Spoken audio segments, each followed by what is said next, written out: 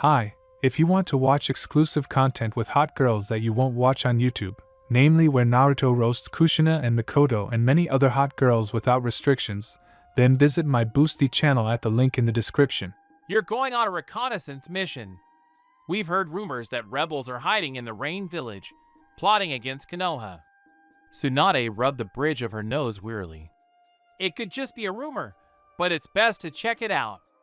We don't need any trouble. Especially now. They understood. The Four Shinobi War had only recently ended, and not everyone had yet recovered. That's why I'm entrusting this mission to you. A quick glance at Naruto and Sakura, standing in the middle of the office. Stretch your legs and all that. Leave tomorrow morning. Hi. They both straightened up. Yes. Finally, some kind of mission. Naruto rejoiced like a child. Suddenly, a noise was heard in the hallway, and a moment later, the front door swung open, and a blonde with 4 ponytails rushed into the room at full speed. A tattooed guy tumbled in behind her, and only a few minutes later, a red-haired man with an impassive expression and the hieroglyph for love on his forehead entered. I demand that we be sent on a mission too. Temari ran up to Tsunade and slammed her fists on the table. We've been with you for a week now, and nothing interesting has happened here. I'm supporting you with all my limbs, Kankuro interjected. Gaara remained silent.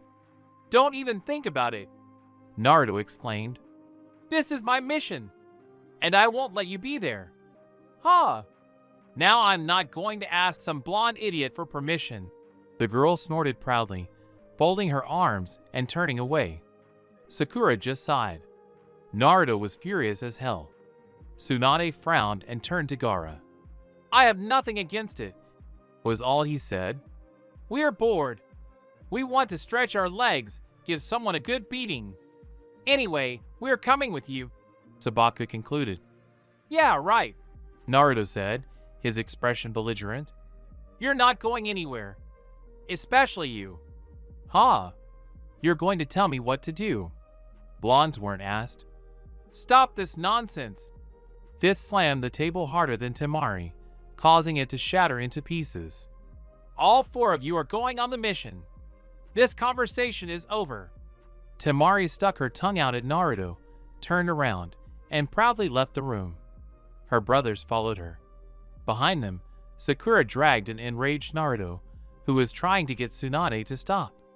The 5th sighed wearily and poured herself some sake. Today had been a very difficult day. They'd been racing through the trees for hours now, Sakura and Temari in front, Naruto and Kankuro on either side. Uzumaki wasn't happy. That annoying blonde had finally tagged along on the mission. But he was tired of arguing with her about it. The attack began unexpectedly. Kunai and Shuriken flew at them from all sides. The ninja scattered. Naruto shouted joyfully. Sakura put on her signature half-gloves.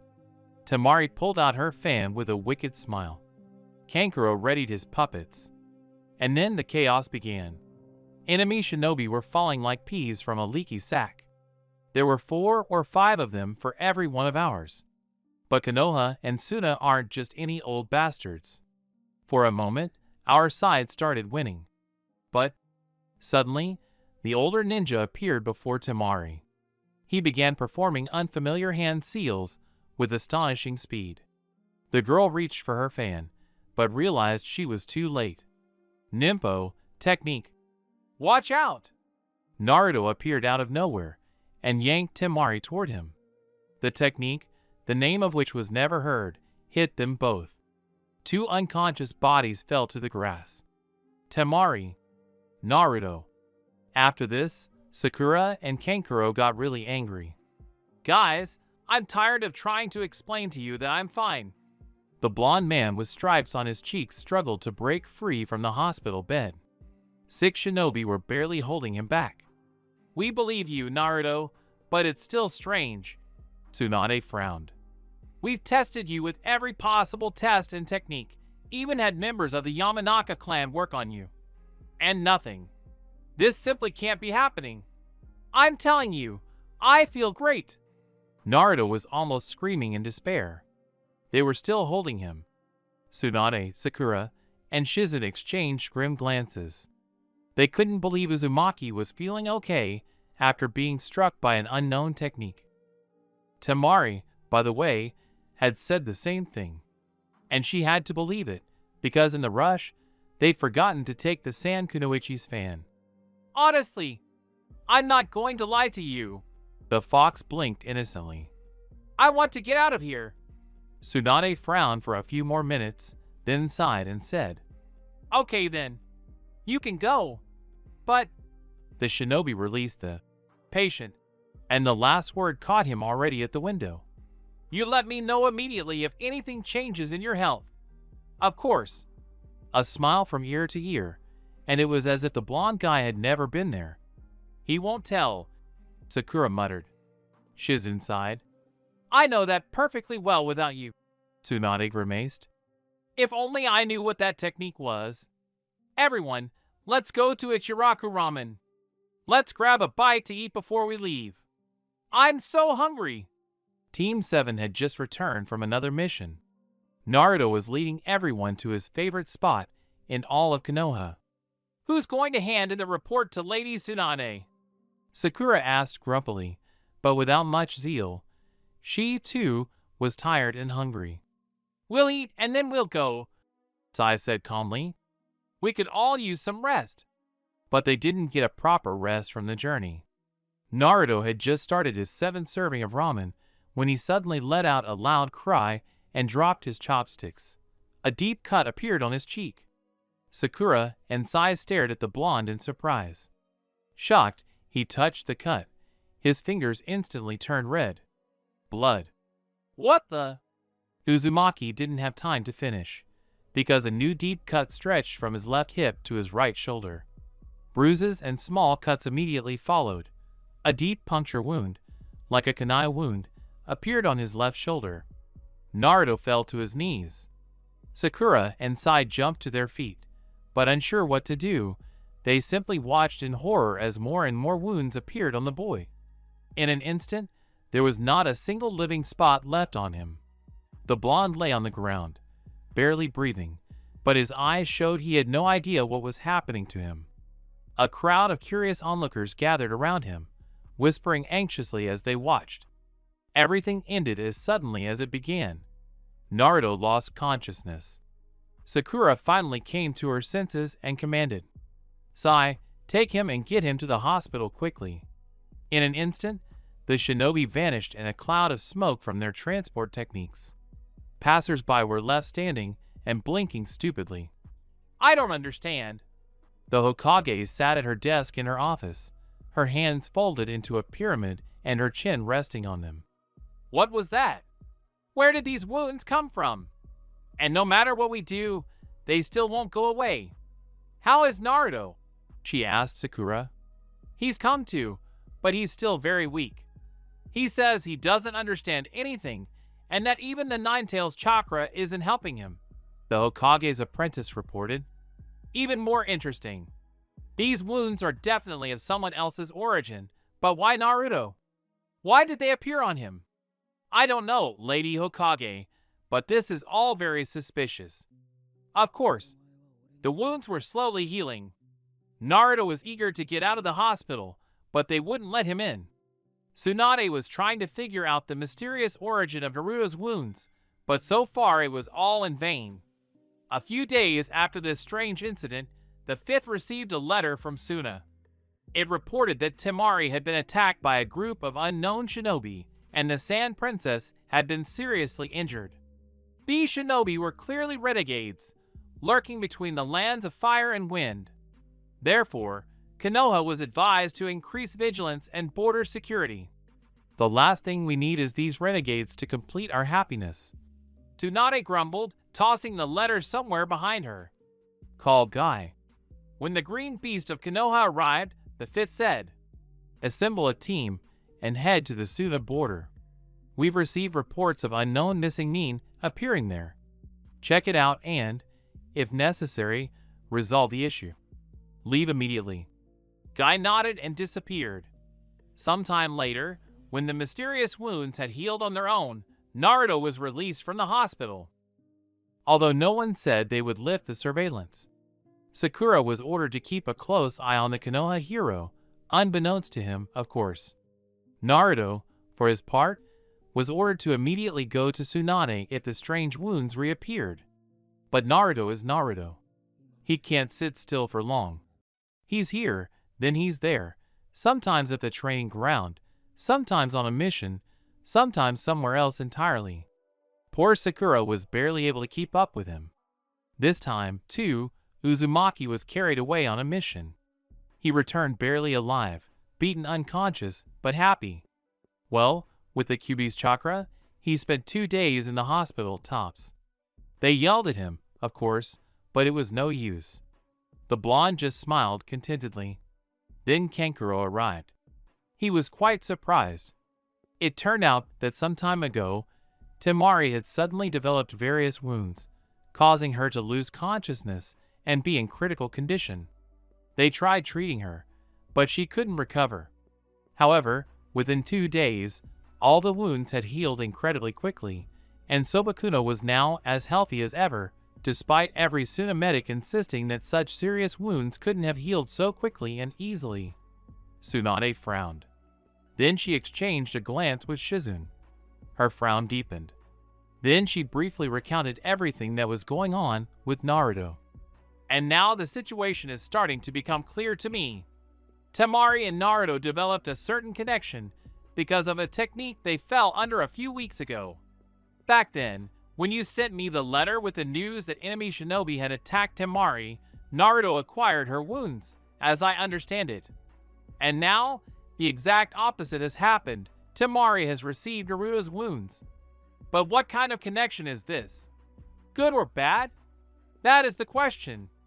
I've never heard or read about a technique that could create a connection between people on this level before. Most likely, it's some kind of forbidden technique. The Hokage seemed to be talking to herself. Everyone present in the Fifth's office, Kankuro, Shizune, Kakashi, Sakura, exchanged puzzled glances. They hadn't heard of such a thing before either, and if the Hokage hadn't heard of it either, then even less so. The only question that begged was, what to do now? Suddenly the door opened and Naruto walked into the office. Yes, he walked in, not just flew in, knocking everything and everyone over as usual. He seemed shocked. Granny Tsunade, Kurama says he has information for you. Everyone stared at the blonde, who took a step back. About what? Well, about this. What's happening to me? Uzumaki mumbled. Then let him tell everything he knows. Naruto was silent for a moment, focused. Then a look of deep indignation appeared on his face. What happened? Kakashi even looked up from his favorite book. He laughs at me, calls me an idiot and laughs. And he also says I'm in deep trouble. Well, let him explain why you got into this mess. The fifth one started to get angry. Naruto suddenly fell into a kind of trance. He relaxed, closed his eyes, and began to speak in a quiet, calm voice. It's no wonder ordinary people like you don't know about this. It's an ancient technique. Very ancient. So ancient that everyone has forgotten about it. Long ago, it was used to punish or subjugate disobedient people. Thanks to this technique, two people, regardless of gender, formed an emotional bond. At first weak, over time it drove them to madness, growing stronger and stronger. People connected by this technique could no longer live without each other. They felt everything together. If one was sad, the other felt the same. The wounds of one were transmitted to the other. All emotions were shared equally: grief, joy, fear, excitement, guilt. And no one can remove this technique. People either became attached to each other forever or died. That's why Naruto is a complete idiot. There was no point in exposing himself to this. The blonde fell silent and lowered his head. Everyone was silent. Then the guy suddenly came to his senses, looked around the office, and asked, "Well, what did the fox say?"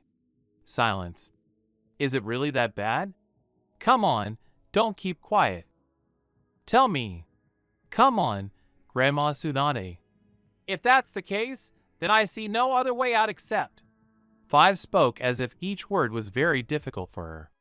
Except putting them together. That way they'll be in constant contact with each other. Who? Naruto blinked, confused. Will you finally explain what's going on? The others looked at each other. I agree, Kankuro said.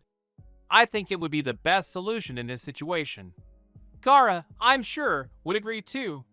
What are you talking about? Who needs to be put together? Naruto shouted, starting to lose his patience. You and Temari. He heard the fatal answer that would later change his entire life. Naruto! Where did Temari disappear again? How much longer can this go on? What a dream. Well, that demon in a skirt is gone, and that's good.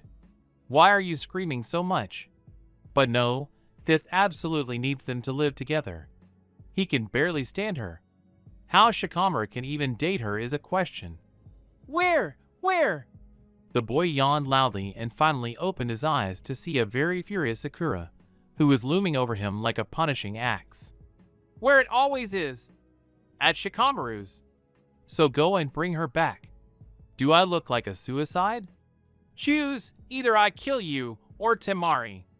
Sakura smiled so sweetly that poor Naruto's teeth ached, and he fell out of bed. What kind of morning is this? They didn't let him sleep or eat. Sakura practically kicked him out of the apartment and told him not to even show up there without Temari. He'd had enough of that bitch. The week they lived together was the worst time of his life. He'd rather live through the 4 Shinobi War, all the Madaras, Zetsu, Tobis, and their ilk all over again than spend even one more day with that scandalous blonde. This is what the hero of Konoha thought as he slowly walked along the sun-drenched street. What did she do when she arrived? Naruto winced. Kankuro brought her in, bound and gagged. She didn't have her fan. Ken said he'd bring it later. For your own safety. He threw the girl onto the bed and disappeared in an unknown direction. The blonde glared angrily at the blonde man. He scratched his head, clearly unsure what to do with such a wonderful gift. He needed her like the snow 2 years ago. So first, he decided to free the Sand Kunoichi. Naruto, of course, had heard that everyone thought he was a fool. But after Sabaka no beat him soundly, tied him up, and tied him to the bed, he was completely convinced. Kankuro, when he brought the fan, couldn't stop laughing for a long time. Temari, of course, was already gone. When he was finally freed, Naruto breathed a sigh of relief. That fury was gone. Good. Naive. That evening, an angry Sakura dragged Temari home practically on her back, accompanied by a cacophony of screams about how they would be watched from now on, and that only dogs should try to escape. When Sakura left, Temari threw a fit, smashing dishes and anything else she could lay her hands on, declaring that she wasn't going to live in this dump with that blonde idiot and submit to some painted doll with big breasts. Naruto couldn't stand the scandal and quietly slipped out of the house. Kami and the apartment were safe, but he needed to take care of his nerves and health. When he returned home late in the evening, she was already gone. That's how they live now. They'd bring her home in the evening, and in the morning she's gone. And what's not to like about that, Granny Tsunade? It's so much better this way. Otherwise, it's like living with a bomb. It could explode at any moment, with unknown, but certainly fatal, consequences. Now the blonde was yawning, crawling over to his favorite Ichiraku ramen. He needed to get some breakfast, after all. Sakura's screams wouldn't fill him up. Shikamaru, as always indifferent, was already sitting there and also having breakfast. How are you? Uzumaki muttered, picking up his chopsticks. Still alive, as you can see, he yawned. Temari's asleep, in case you were wondering. She said the only good thing about Konoha is that at least you can get a good night's sleep. I don't give a damn about her. The blonde shrugged indifferently, finally getting his portion of ramen. Besides, if something had happened to her, I'd have been the first to know. Well, yes, Chika agreed, pushing the empty bowl aside. She told me so much about this connection of yours. And not in the best words either. I can imagine. Communication. She remained silent. Nothing out of the ordinary had happened. They were both banned from missions until this technology was sorted out, and to prevent them from complicating the situation. Temari occasionally had violent outbursts, but that wasn't often. I don't understand how you can stand her, Naruto responded after a while. She's crazy. Not always. Depends on who. And I don't care. Nara yawned widely. It's clear she's a problematic woman, but you get used to everything. You'll get used to it too. Yeah, right. I need her. In a situation like this, you don't have a choice. Unfortunately, Naruto stared gloomily at his empty ramen bowl. How I hate that idiot who cursed us with that stupid technique. I hate myself even more for rushing to save that stupid blonde. And most of all, I hate her for tagging along on that stupid mission with us. I sympathize. But what can you do? What's done can't be undone. Naruto stared straight ahead, oblivious to everything around him. Shikamaru only sighed sympathetically as he watched. I'm going to go train. The blonde responded instantly, getting to his feet and thanking him for the ramen. Otherwise, I'll completely lose my form. Just don't push yourself too hard, or you'll get it from Temari again. Oh, forget it. They've already taken away all the joys in life. He'd had a blast training. Happy and satisfied, Naruto walked home along the main street, hands behind his head, grinning from ear to ear. There's nothing better than a good workout. And then the guy showed up, and they had a good time beating each other up. Temari was the last thing on Naruto's mind at that moment, though he sensed her anger, but soon he simply stopped paying attention. After grabbing a bite at Ichiraku, the guy headed back to his apartment, intending to get a good night's sleep, with or without this blonde. It didn't matter. It wouldn't interfere with his sleep. As he lay down in bed, already swaying on the waves of sleep, the blonde suddenly felt something that made him fall to the floor. He felt like he was kissing Shikamaru. Ugh, what the hell? In an instant, everything happened again, plus the sensations appeared. Adrenaline, excitement, joy, passion. Naruto almost threw up, but he instantly realized who was to blame for his wonderful sensations. That dumb blonde. Now she was going to give him hell. Look at her. Jumping up from the floor, Uzumaki raced to Nara's house in his underwear, trying to somehow shield himself from the horror that this sandy wretch was currently enjoying. She definitely decided to get revenge for the training. Temari! Naruto burst into Shiki's house with a wild roar, nearly vomiting on the way, as the couple had already prepared for the main task. That's how he found them in a very suggestive position, almost naked. Damn, stupid idiot, Shikamaru muttered, jumping off Temari. She sure did a good job of confusing my head. He quickly got dressed, grabbed a cigarette, and took a drag, melancholically watching what was happening. The blonde herself, sprawled on the bed in just her underwear, didn't even think about getting dressed, but only smiled smugly, piercing the enraged Naruto with a victoriously contemptuous look. Oh, I seem to have completely forgotten about this damned affair. She groaned theatrically, though there was not an iota of remorse in her voice, and her gaze remained just as cold. What a disaster! There's absolutely no personal life left with this stupid affair. Snorting like an enraged bull, except smoke wasn't pouring out of his nostrils, Naruto grabbed Temari's hand and dragged her toward the exit.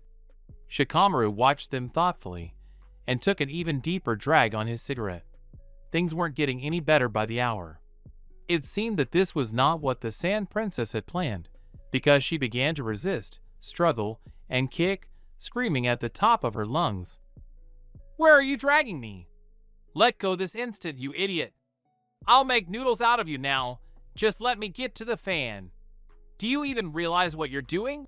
The blonde yelled back, just as purposefully dragging the hapless blonde into his apartment. Passers-by stopped and stared after them in surprise, whispering, and some even pointed. Of course, it's not every evening in Konoha that you see a couple in their underwear, arguing so loudly the windows rattle, and not paying any attention to anyone else. It looks like a family squabble, honestly. Do you think I really enjoyed kissing my friend and feeling aroused by him? Are you even thinking with your stupid little brain, or are blondes just not cut out for that? For this, the elder dog, without ceasing to struggle, doused him with such verbal slop that one could listen with rapt attention, but Naruto didn't even bat an eye. Finally, still arguing, they reached the Konoha hero's apartment. The hero kicked the door open, dragged his prey into the bedroom, and pushed her onto the bed, pinning her with his body. The girl's eyes widened in shock. You? What are you planning? Are you an idiot? This is your way of getting revenge, is it? I won't give in.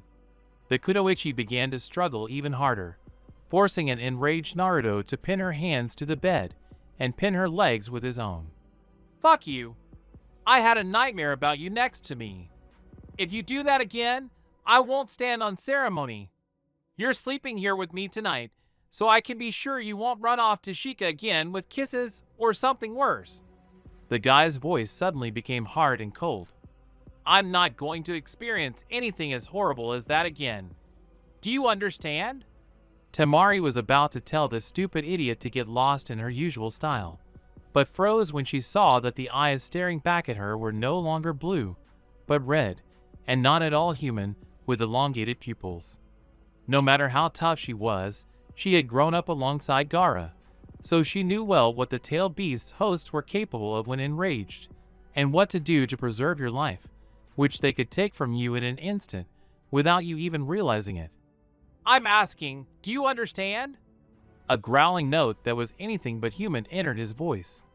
The dog was not shaken lightly, however, since she wanted to live, and such a senseless death was not part of Temari's plans. The blonde quickly said, Yes, I understand. It won't happen again. I promise. For a moment, the boy studied her intently, his eyes still red. Then he fell onto his back, pulling her close and holding her tightly to keep her from escaping. Kami forbid. Temari grew quiet, dissatisfied. You just fell on my head, the blonde muttered quietly. The girl just snorted contemptuously and turned away. Unnoticed, sleep took both of them into its arms. In the morning, they were awakened by a surprised cry from a familiar voice. Look at how peaceful it is in bed. And yet in public you fight like that. Oh my!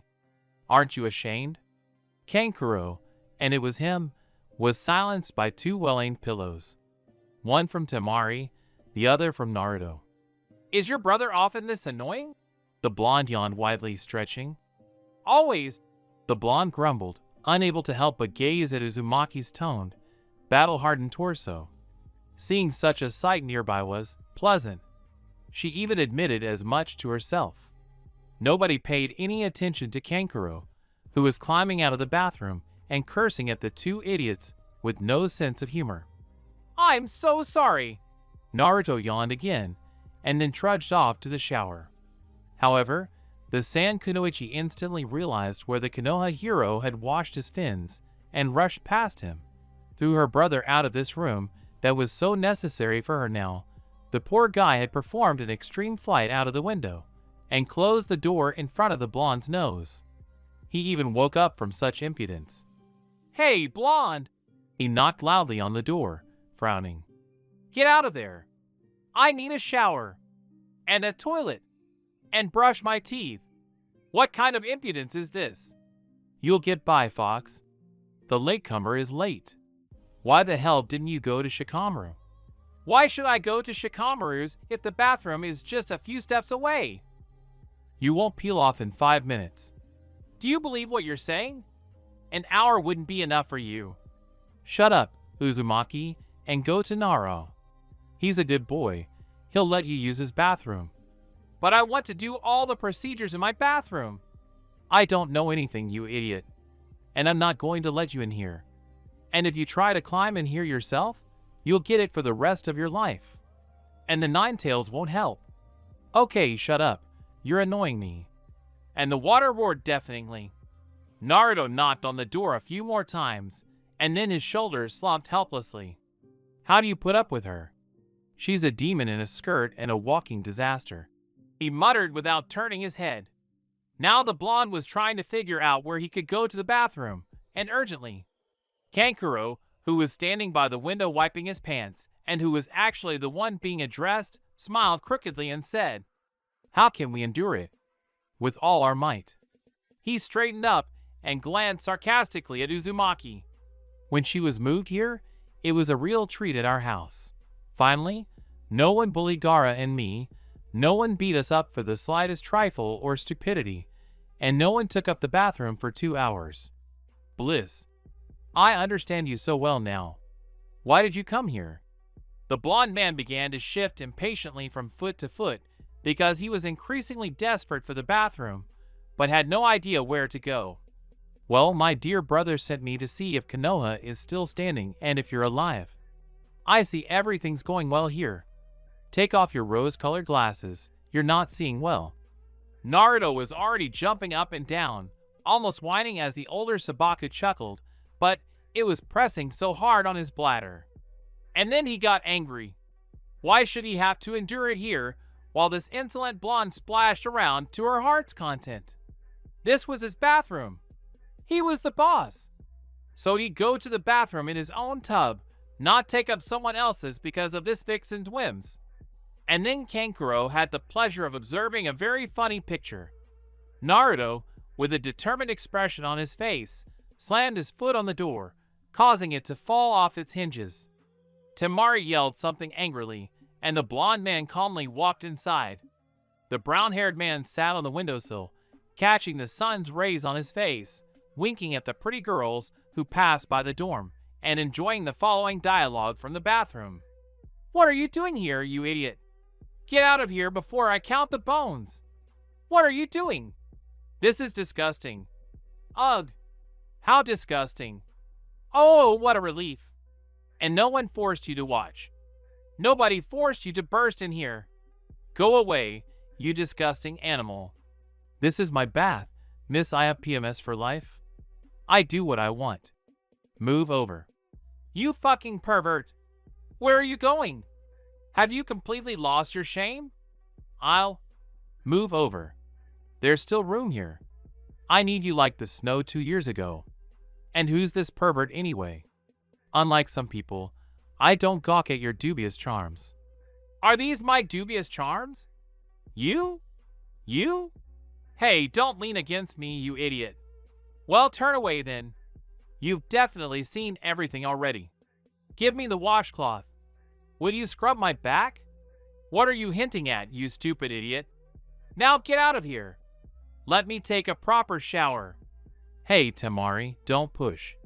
There's enough room for both. And I'm not going to Shikamaru. And anyway, move along, or the hot water will run out soon. And I'm not stopping you from taking a shower. For some reason, you're the one who stopped moving and screaming." "Idiot. What an idiot you are. And you're a shrew. So why don't you rub my back? You idiot. What's that thing poking into my thigh? Get it out of my way, or I'll rip it off." "I told you to turn away. And that's a normal morning reaction for a man's body. Living with Shika, you should have known that. Oh, let me rub your back." A loud thud rang out, causing Kankuro, already writhing with laughter, to burst into tears and collapse onto the floor, pounding it with his fist, unable to stop laughing. He didn't even notice his precious little sister rush past him in a towel and slam the front door. And from the bathroom came the cheerful singing of the Konoha hero. 1 o'clock for Naruto. A week passed at a similar pace. And Naruto, unable to go on missions or otherwise use his energy, decided to storm the 5th and finally get his way to be allowed on a mission. Even a mediocre one, but still a mission. And I wasn't very surprised when I saw Temari in the Hokage's office, doing the same thing, asking for permission to go on a mission. "But Tsunade-sama, I'm already howling like a wolf here," the blonde argued with the imperturbable 5th. "Not only am I not at home, but I can't even go on a regular mission. What the hell? Temari, I've told you and Naruto more than once," she said, frowning at the Ninetales Jinchuriki, "that until we know what to do with your bond, we can't let you go anywhere. It's dangerous, because no one can predict what might happen to you. Nothing's going to happen to us," Naruto interjected, pushing aside Temari, causing her to hiss. "We're strong and we can handle anything. And everything heals on me like a dog." "At least not Temari," Tsunade said, frowning at the pair, unsure what to do with them. On the one hand, it was dangerous to let them go anywhere without understanding and studying this bond. What if things got even worse, and they, as Kurama had said back then, went mad? But on the other hand, leaving them in the village forever was fraught with consequences. They had nowhere to put their boundless and often destructive energy, which could wreak havoc in Konoha. And given their strength as shinobi, she certainly didn't need that kind of luck. So she had to think of something. But what? "What difference does it make?" The blonde practically screamed in indignation, running up to the table and clenching her fists. "I won't die from some trivial thing. And that idiot will be there to help if anything happens." "Hey, you're an idiot," Naruto said, offended. "But she's telling the truth. I can't just sit here. It's like I'm locked in. I'll go crazy soon if I don't get some kind of mission." Yeah, he's right. "Well, let me go on the mission." "Okay." The girl rolled her eyes. "Let us go on the mission. I understand that I'm not going anywhere without him." "Well?" She blinked sweetly. Next to her, Naruto made a sweet face. Tsunade sighed. "They're so persistent. They're stuck and won't let go. So what should I do?" The couple looked at the woman with such hope and pleading in their eyes that she could not resist and said, "Very well. I'll let you go. But—" She raised her voice on the last word, and the blondes, who had begun to rejoice wildly at their victory, immediately fell silent and stared at her with sullen expectation. "Not on a mission." The fifth smiled. The faces opposite them lengthened in surprise. "You'll go to Suna," the Hokage said triumphantly, glad to have found a way out of the situation. "Temari hasn't been home for a long time, hasn't she? And if everything goes smoothly, both on the way and in the land of wind itself, then we can start letting you go on missions. That's my final word." Temari looked at the fifth Hokage with displeasure for a moment, but she wasn't going to say anything else, so she let out a painful sigh and said, "Okay, so be it. Better than nothing at all. When should we leave? I've been missing my brothers terribly." A bloodthirsty smile appeared on her face, judging by which, greeting the dog brothers would be very hot. "Granny, are you telling the truth?" Naruto cheered, jumping around Temari. "After Suna, will we be able to go on missions?" "I'll give you a granny," the enraged fifth screamed, and sent Naruto flying through the window with a well-aimed kick. "What an airhead," the woman scolded, sitting down at the table again. The dog watched Uzumaki's flight with an indifferent gaze and turned back to the Hokage. "So when should we leave?" "Tomorrow morning. I'll inform Gaara. You'll stay in Suna for a few days. If your brothers confirm that nothing happened to you during this visit, you'll be free to go on missions." "Damn, am I really settled in Konoha now?" "I'm afraid, Temari, that yes, specifically." Shikamaru was lying on the roof of some building, his hands behind his head, and watching the clouds running after each other. This whole strange situation with Naruto and Temari and their bond was really stressing him out. After all, everything used to be so much simpler. It was just him and Temari. They were dating, and everything was simple and clear. But now, because of this strange bond between Naruto and Temari, he can't even kiss his girlfriend properly, let alone anything more. Because it all immediately reflects on Naruto. And Shikamaru understood him well. It's not pleasant when you suddenly feel like a guy is kissing you, even though no one else is around. And what if it moves on to something more? Like what happened with Temari. The guy even shuddered and cringed, imagining what Naruto must have felt then. BRR. Horrible. And so he faced a dilemma, what to do next. because things couldn't go on like this. Oh, our lazy guy's in his usual spot, resting, sunbathing, wasting his time. A clear voice rang out. Shikamaru didn't even turn his head, knowing full well that his childhood friend, Ino, was settling in next to him. You're looking a little too thoughtful. Is something wrong? How can I tell you? Preferably truthfully. Maybe something did happen. But don't worry, it's nothing serious for Konoha. This is my personal business. Wow! The blonde's eyes widened comically. You even have personal files. I didn't know that. I didn't know that. Very funny. Oh, come on. Something wrong with Temari? Yamanaka fidgeted impatiently and almost started poking Shikamaru in the side. Speak up. You could say that. Damn it, Nara, you're so boring. The girl pouted, shoving the guy anyway. Everything needs to be forced out of you, both in childhood and now. Speak up immediately. The brunette sighed and even regretted letting Ino know. Now she wouldn't leave him until she found out. So, I decided to break up with Temari. Yamanaka nearly fell off the roof at this news, especially when it was spoken in a calm tone. She didn't, but she immediately clung to her childhood friend. Why is that? Naruto and Temari's connection. Because of it, we can't be together. He said all this so calmly, although he hadn't even thought about it before Ino arrived and asked questions. What's stopping you? The girl asked in surprise, twirling a strand of blonde hair around her finger. Well, at least the fact that I won't be able to even kiss her without Naruto feeling it. I'm not even talking about anything more than kisses. And imagine how he'll feel, like he's kissing a guy. The blonde shuddered. And then it gets even worse. And such an incident already happened. He grumbled barely audibly, but his friend heard him and immediately began demanding to know what the incident was. Nara reluctantly explained why Yamanaka had been laughing so hard she'd started swinging across the roof, and at one point she hadn't noticed she'd rolled right to the edge.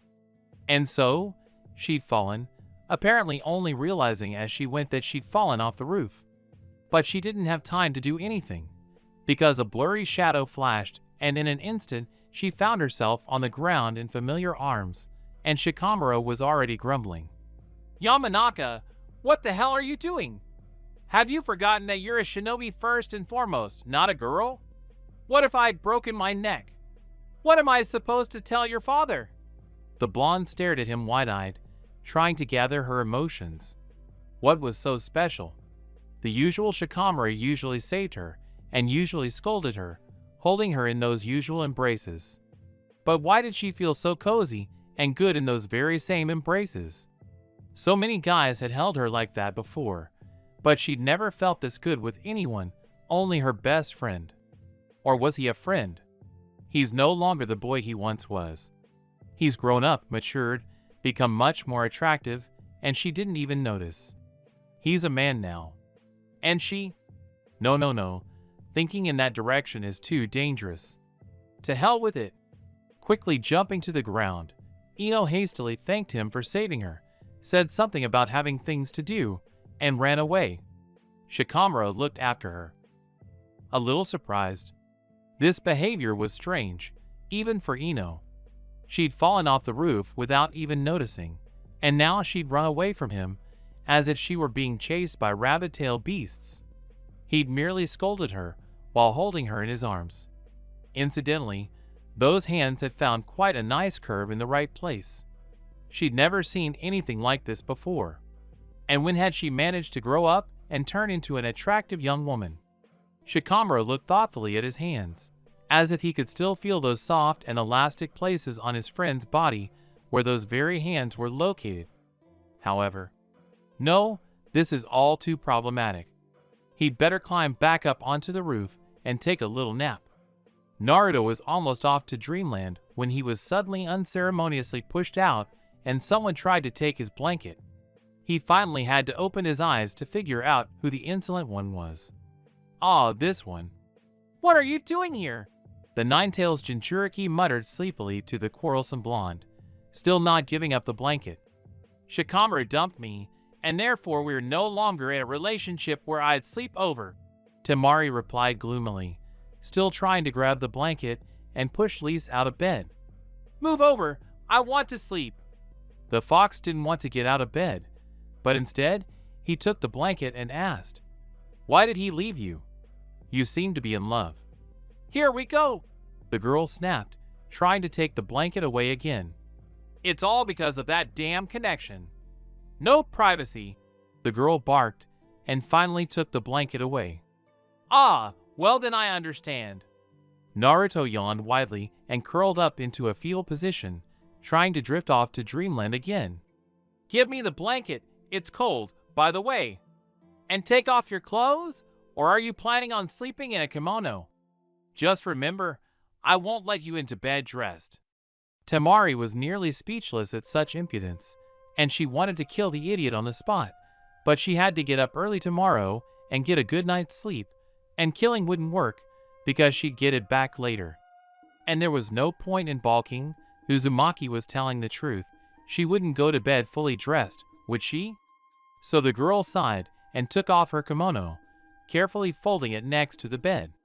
She let her hair down and placed the hair ties on top. Then she wondered, was she really going to sleep next to this blonde jerk with whom fate had inadvertently linked her? Maybe it would be better to push him onto the floor? Because she absolutely refused to sleep on the floor herself. Naruto himself didn't give her much time to think, tired of freezing and waiting for someone to finally settle down. He quickly pushed the blonde onto the bed, pulling her toward him and securely swaddling her arms and legs to keep her from twitching, not forgetting to cover them with a blanket. Of course, Temari was indignant and kicked, trying to free herself and kill this fool on the spot, but somehow she quickly warmed up. Plus, it was somehow very cozy in his arms, and his quiet breathing near her ear brought peace, and the girl quickly fell asleep. Why haven't they gone crazy yet? Because the technology isn't perfect. They just had this connection and that's it. Damn, what should we do now? What? We need to improve the technology and send it at them again. And then they will go crazy and die? Well, yes. Just don't forget that this isn't just any kid, but the Jinchuriki of the Nine Tails. This fox certainly won't let anyone harm its host. It's okay, the technique will work perfectly. We'll get rid of this bastard, and then we'll destroy Konoha, which he loves and protects so dearly. And no one will stop us. Yes. It's good that we came across that girl then. I was actually going to send it to that pink-haired girl, but this one will do too.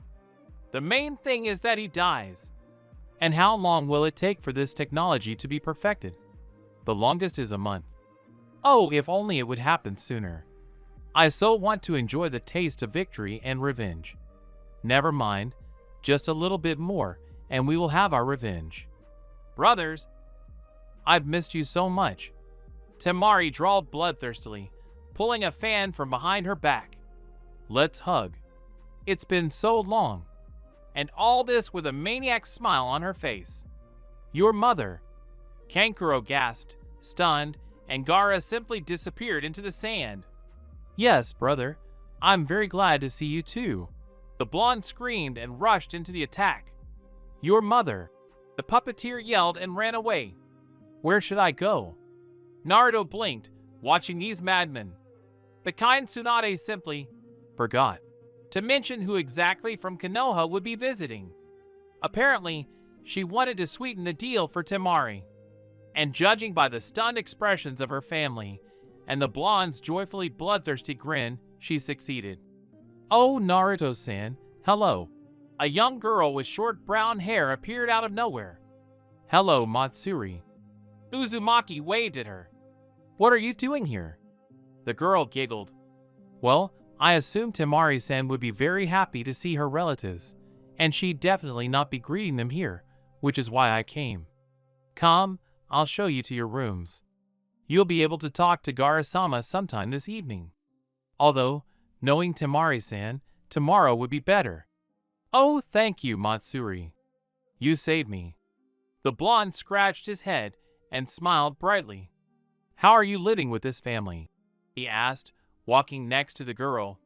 When Temari-san isn't around, everything is quiet and peaceful in Suna. The brown-haired girl shrugged. Sometimes it's even boring. Still, our Kazekage's sister often brought a little zest and fun to our mundane and dull lives. And how is she doing in Konoha? Well, with this whole situation with this strange bond. Yeah, it seems fine. You know Temari's not the type to complain. She's upset about not being allowed on missions though, but no big deal. Granny Tsunade promised that if everything goes smoothly and peacefully here, she'll let us go on missions. I can't wait for that day. It's so boring sitting at home. And there's nothing to do. I see. Oh, we're already there. They stopped at the tall building where Gaara and his family lived. Come on, Naruto-san, I'll show you your rooms. Take a rest from the journey. Hooray! Shower. Bed. Rest. The Ninetales Jinchuriki cried joyfully and rushed into the building. Naruto-san, wait! Matsuri rushed after him. You don't know where. Naruto saw Temari the next morning, and only because he came over to ask where Gaara and Kankuro had gone. How am I supposed to know where those scoundrels are hanging out? The blonde snorted, taking a sip of coffee. They ran away from me yesterday, and now they're holed up somewhere, hiding. Cowards. Damn, I wanted to talk to Gaara. Uzumaki scratched the back of his head. You'll have time to chat. They won't sit there forever. They'll show up today. One is waiting for a bride, the other for affairs of state. You can't escape that, no matter how much you want to. It doesn't matter. What should I do now? I barely know Sunu. That's your problem. The main thing is that you don't get involved in anything while you're here, otherwise our missions will be in for a heartbreaking tear. This concerns you too. The blonde couple would have continued bickering for a long time if a howling sound hadn't been heard in the hallway. As it turned out later, it was words. Temari, my dear, where are you? I know you're here.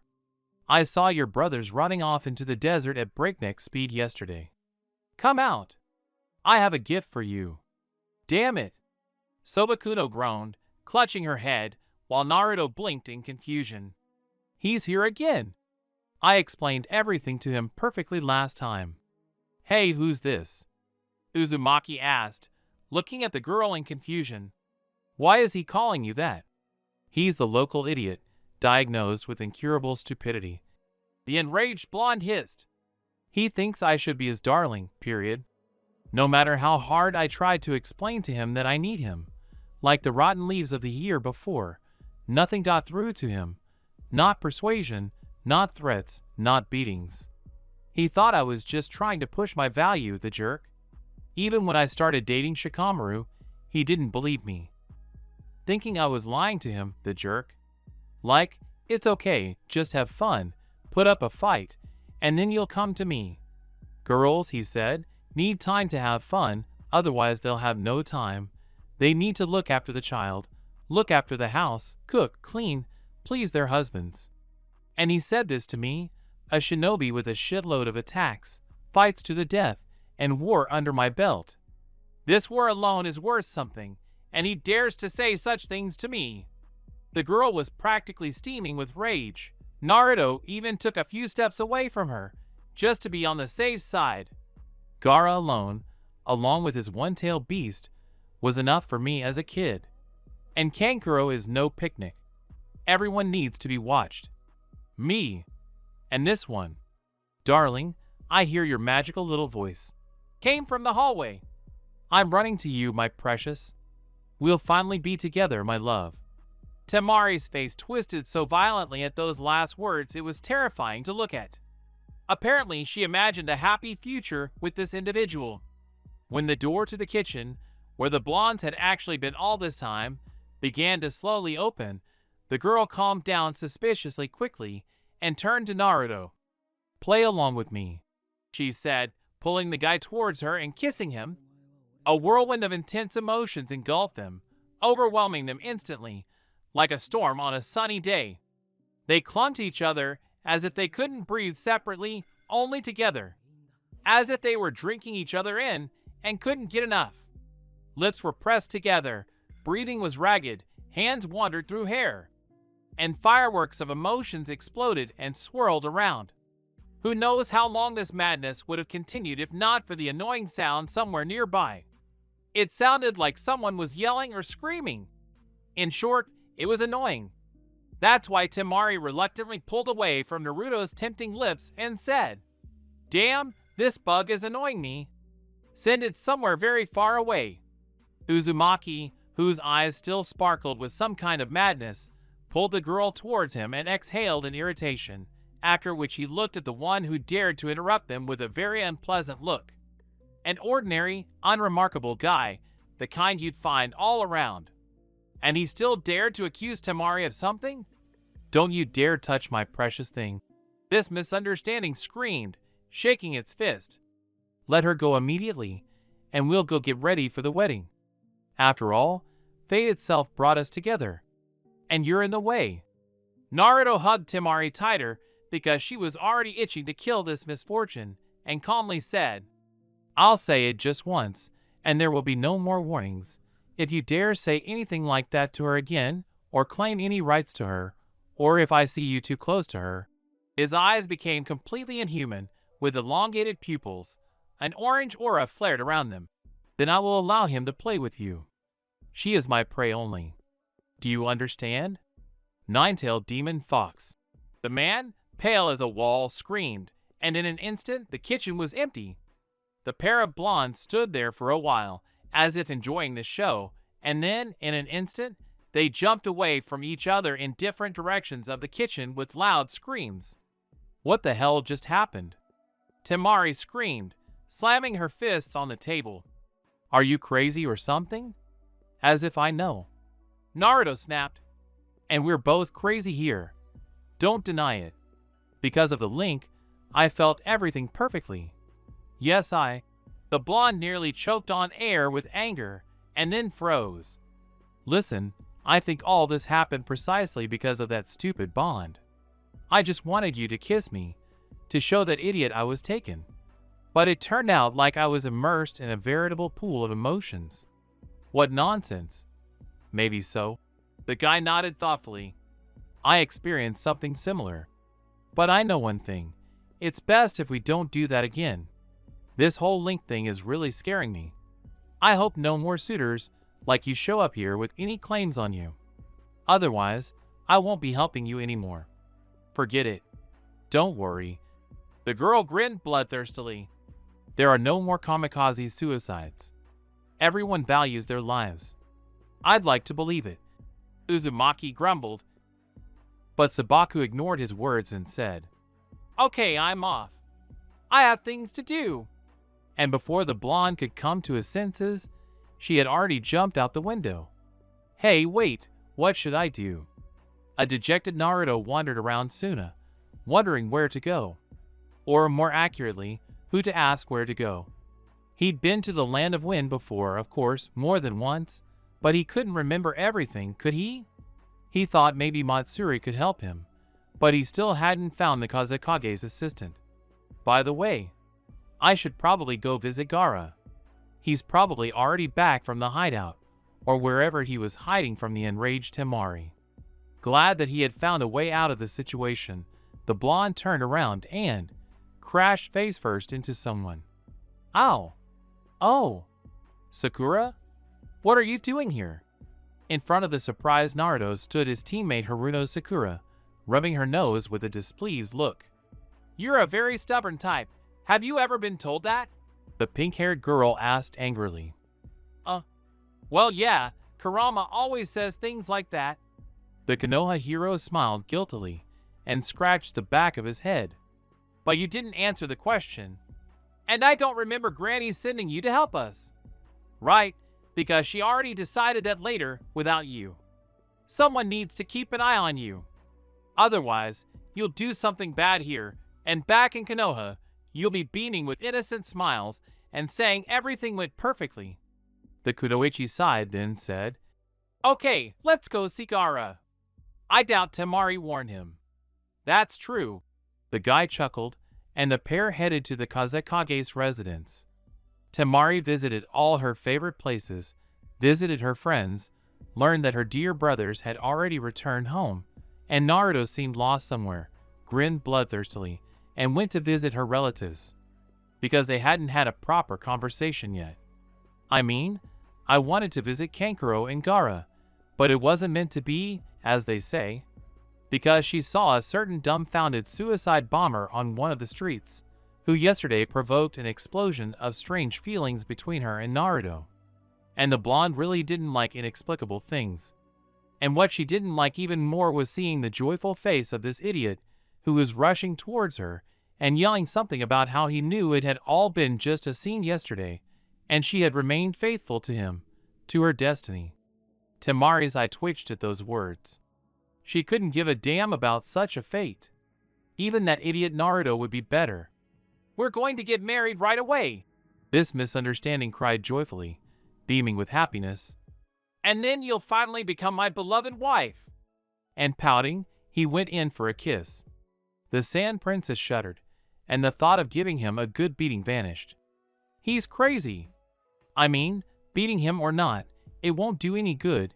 He won't knock the crap out of her head, and he'll just keep pestering her. There's only one way out. Run and find either Naruto or Gaara. At least one of those two needs to set this unfortunate woman straight, otherwise, at this rate, she'll soon go crazy herself." Gritting her teeth, the girl rushed to the rooftops, and from there straight to the Kazekage's residence. Madman kept up, though he didn't follow her across the rooftops. Maybe she should arrange an accident for him. At least she'd get some rest. Luckily, my brother was there, along with Naruto, Sakura for some reason, and a painted-up idiot in a hood named Kankuro. "Naruto, save me from this freak!" Temari screamed and jumped on the blonde, wrapping her arms and legs around him like a monkey on a vine. "Yesterday wasn't enough for him. Unleash Kurama on him. Lady, are you out of your mind?" Fox whistled. "My love, I'm coming to you." Something howled very close, making my hair stand on end. "Today we will be married, and I will show you how much I love you, my precious."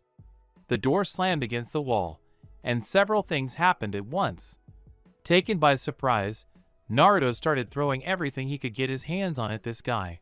Kunai, explosive tags, scrolls, a wallet. And he shouldn't have done that. By the way, Temari hugged Naruto tightly, praying to all the gods that this jerk would finally leave her alone. The blonde staggered and fell to the ground with the kunoichi on top of him. Sakura, instead of getting into a fighting stance, for some reason jumped on Gaara, who was standing next to her. Kankuro, who knows, whether it was out of surprise or just like that, fired a tranquilizer dart from one of the dolls at the hapless groom. Drawn by the noise, Matsuri entered the Kazekage's office, and she beheld the following scene. Naruto and Temari were lying on the floor. The blonde was on top, and Uzumaki's head was, for some reason, resting between the older Sabaka No's breasts. Not far from them lay someone of an incomprehensible corpse, in whom one could recognize the unlucky stalker Temari. Gaara stood near the table, looking phlegmatic and holding in his arms a somewhat dejected-looking Sakura Haruno, who was hugging him tightly. And near the window Kankuro was laughing and roaring with laughter, clutching his stomach and even hiccuping with laughter. Silent scene. What's going on here?" Matsuri asked cautiously. Only after this question did everyone around begin to stir. Temari blushed and slapped Naruto. However, she then grabbed her own cheek, along with the blonde boy, who looked at her with an offended expression. Sakura blushed and quickly jumped out of Gaara's arms. She even took a few steps away, pretending nothing had happened. Kankuro continued to laugh brazenly. Temari and Sakura exchanged glances, then stared at the brown-haired man. And those glances didn't bode well for him. Besides, the blonde pulled out her famous fan, and the pink-haired woman donned her equally famous half-gloves. Only then did Kankuro stop laughing and see two enraged kunoichi approaching him with bloodthirsty smiles and combat equipment at the ready. It's time to go, he said, and disappeared out the window. Two enraged kunoichi rushed after him, growling furiously, sweeping away everything in their path. Yes, the Kazekage's office was now windowless. Gaara calmly shook himself off and turned to his assistant. Matsuri, please make sure this body is delivered to the torture chamber. I'll have to explain to some of you the consequences of pestering the Sabaka no family. And don't forget to mention the new window. Okay, Kazekage-sama. The girl bowed and left. Naruto, who had already managed to get up and collect his belongings from the floor, now stared at the body on the floor with an unpleasant look. If you don't mind, Gaara, I'd like to come with you. I've only seen him twice in my life, but he's already managed to get on my nerves quite a bit. And Kurama says he'd be interested in seeing it, and if anything, he might even offer advice. Absolutely nothing against it. Let's go. Tsukage the current and the future left the office. And somewhere in the distance, wild male screams and the sounds of collapsing buildings could be heard. The rest of their stay in Suna flew by. And then came the day of departure back to Konoha. Gaara, Kankuro, and Matsuri stood in the foyer of the Sabaka family home, waiting for Naruto, Sakura, and Temari. But time passed, and the trio still didn't appear. When Kankuro's patience finally snapped, he resolutely headed for the stairs, but Sakura was just coming down. She looked somewhat perplexed. It's like this, the girl said somewhat uncertainly, as if she didn't know how to say it. Did something happen, Sakura? Gaara frowned. Why aren't Temari and Naruto here? Yes, you see, Kazekage-sama. I've told you a bunch of times not to call me so formally. So what's up? The kunoichi, seasoned in countless battles and fights, was now hesitating, averting her eyes, and generally not herself. Matsuri was genuinely worried, and Kankuro said impatiently, If you can't tell me, then I'll go myself and see what's the matter. The evil girl immediately performed a choke hold, and in an instant the puppeteer flew out the window.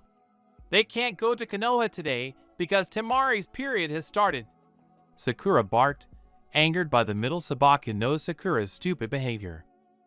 And because of that bond, Temari's pain has spread to Naruto, and now they're both bedridden.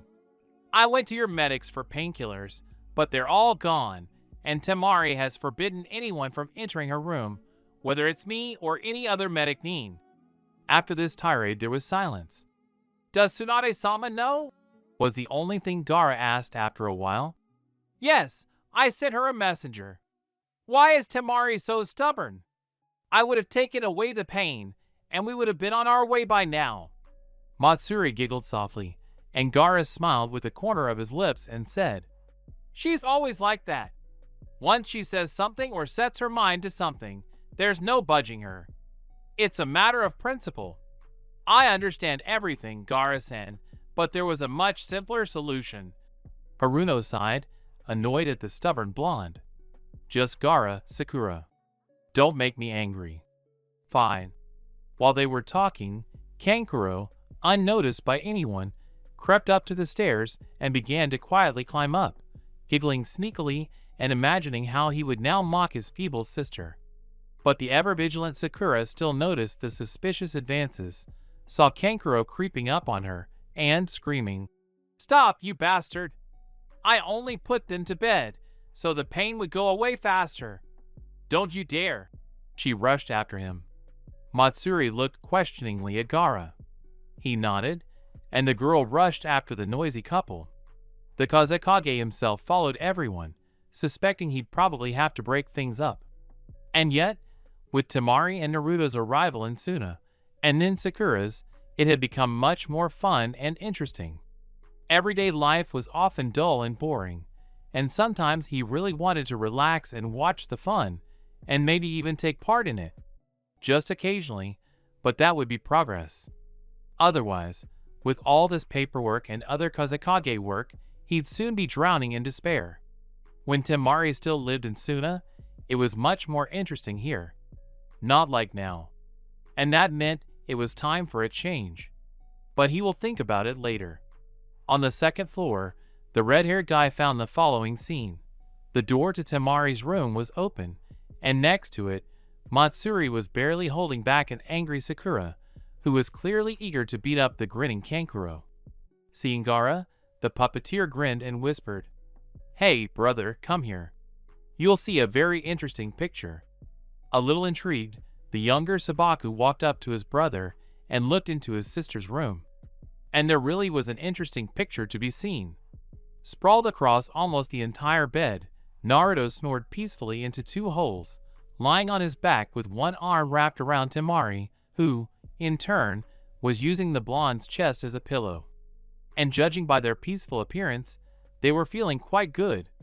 The Kage of the Country of Wind looked questioningly at Sakura, who was no longer struggling and was standing normally, except for frowning at the satisfied Kankuro. Naruto crawled up to Temari himself, trying to figure out where the pain was coming from. He got it from her, and they started arguing. I got tired of their arguing and Temari's stubbornness, so I put them to sleep, the pink-haired Kunoichi explained.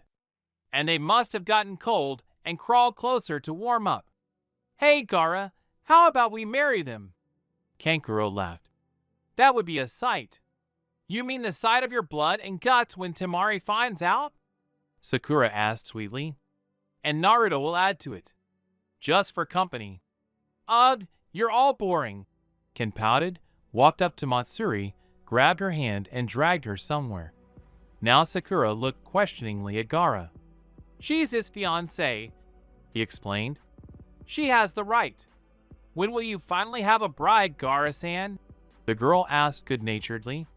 As soon as you stop using the formal. Uh-huh. At me, he replied calmly, staring intently at Haruno. She blushed, muttered something about urgent medication, and ran off. And the former host of Shikaku decided that something definitely needed to change. And he even knew where to start. Hey, Grandma, we're back. And we didn't even screw anything up. That means we can go on missions. You promised.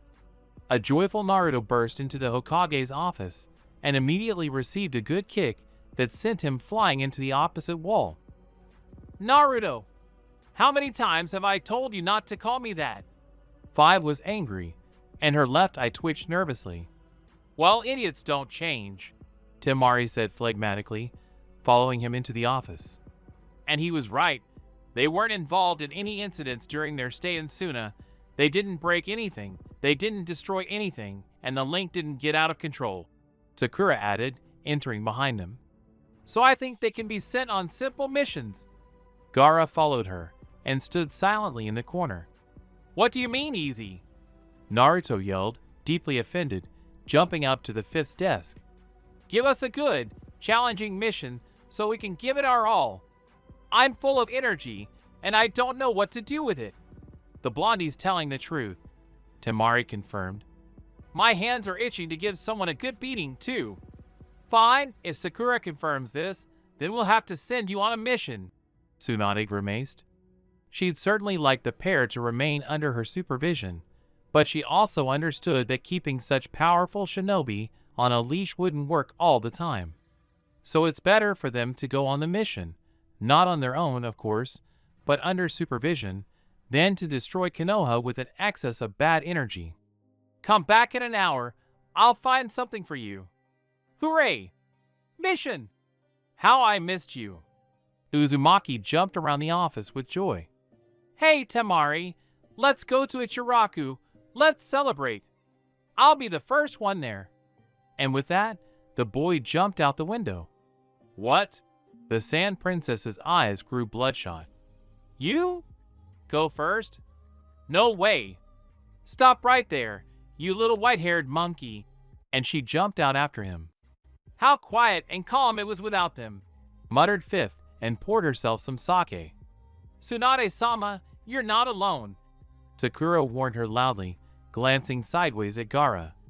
She couldn't understand why the Tsunakaze Kage had suddenly left with them, leaving Kankuro in charge.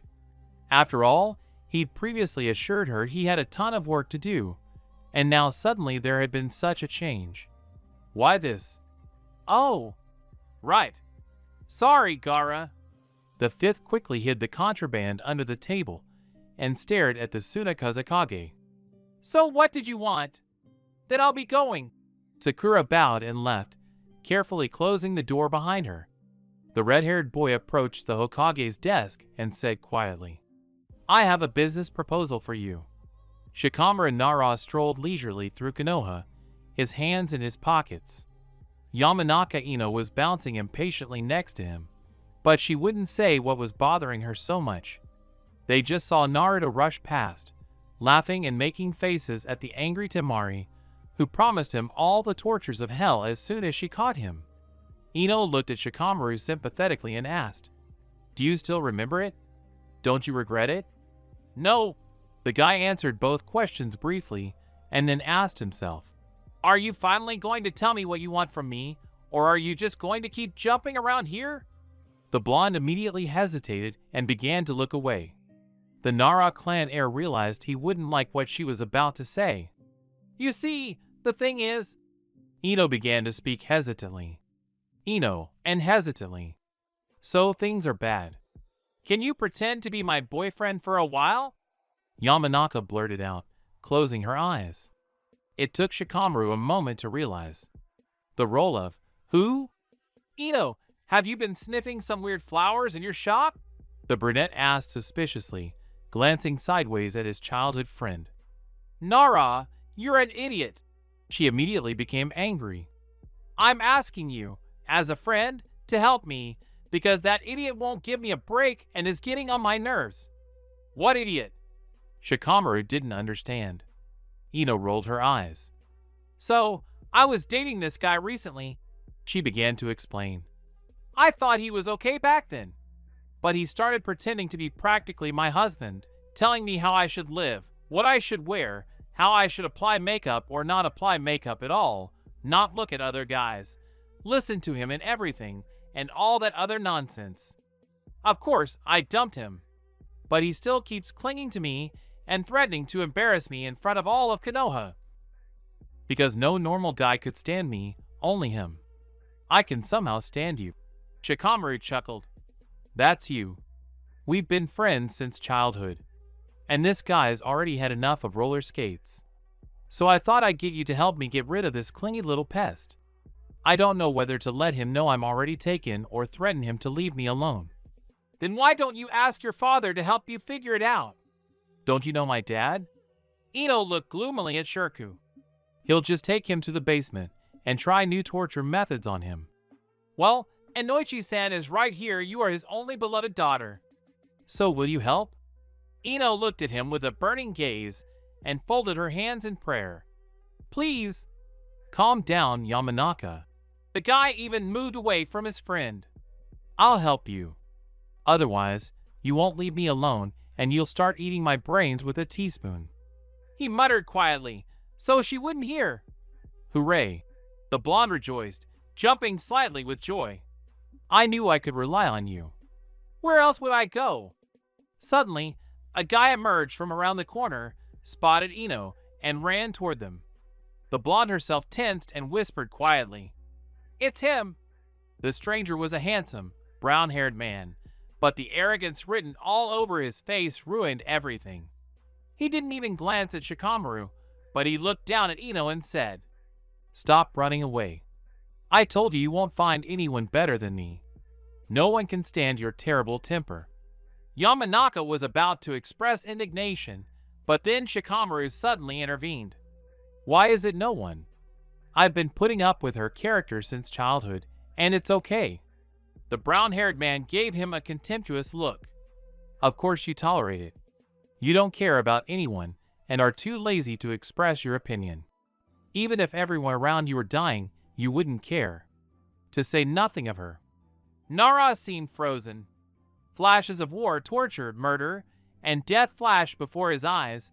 The groans of the wounded, the agony of the dying, the moments when you couldn't save someone even though you could have, the moments when people dear to you die and you can't do anything about it.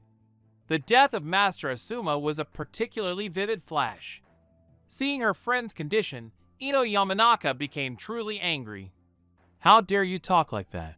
She began to advance on the guy. "What do you know? Were you in the war? Did you see what happened there? Did you see all the deaths, all the bloody horror that was there? Did you lose loved ones, friends, or relatives? Were you ever a hair's breadth from death?